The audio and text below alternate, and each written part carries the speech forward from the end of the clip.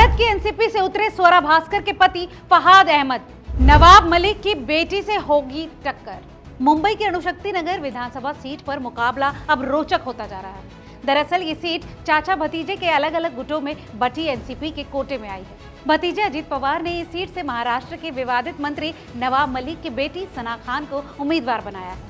वहीं भतीजे को हर सीट पर तगड़ी फाइट देने पर आमादा चाचा शरद पवार ने इस सीट पर अभिनेत्री स्वरा भास्कर के पति फहाद अहमद को अपना उम्मीदवार बनाया है। ये सीट अल्पसंख्यक बहुल सीट है और इस सीट से एनसीपी नेता नवाब मलिक चुनाव जीतते रहे हैं। इससे पहले 2019 का चुनाव भी नवाब मलिक इसी सीट से जीते थे, इसलिए एनसीपी में विभाजन के बाद भी एनसीपी के दोनों गुटों के हिस्से में ये सीट आई है। इस बार एनसीपी के साथ साथ शिवसेना भी विभाजित हुई है।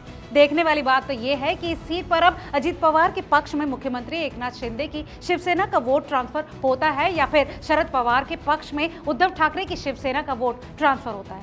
इनके अलावा तीसरी आशंका इस बात की है कि दोनों मुस्लिम उम्मीदवार होने के कारण शिवसेना का वोटर उदासीन रहता है। याद दिला दें कि 2019 में नवाब मलिक ने इसी सीट पर शिवसेना के तुकाराम काते को तकरीबन 10,000 वोटों से हराया था। एक समय था जब तुकाराम काते और नवाब मलिक के बीच इस सीट पर एक बार तेरी जीत एक बार मेरी जीत वाली लड़ाई थी।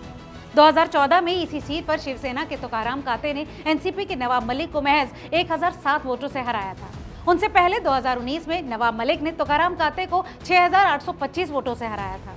इस सीट पर एक बड़ा फैक्टर मनसे भी है, जिसने 2009 के विधानसभा चुनाव में 16,737 वोट, 2014 के चुनाव में 3,285 वोट और 2019 के चुनावों में 5,879 वोट पाए थे। 2014 में जब कांग्रेस एनसीपी अलग अलग चुनाव लड़ी थी, तब कांग्रेस को इसी अणुशक्ति नगर सीट पर 17,615 वोट मिले थे।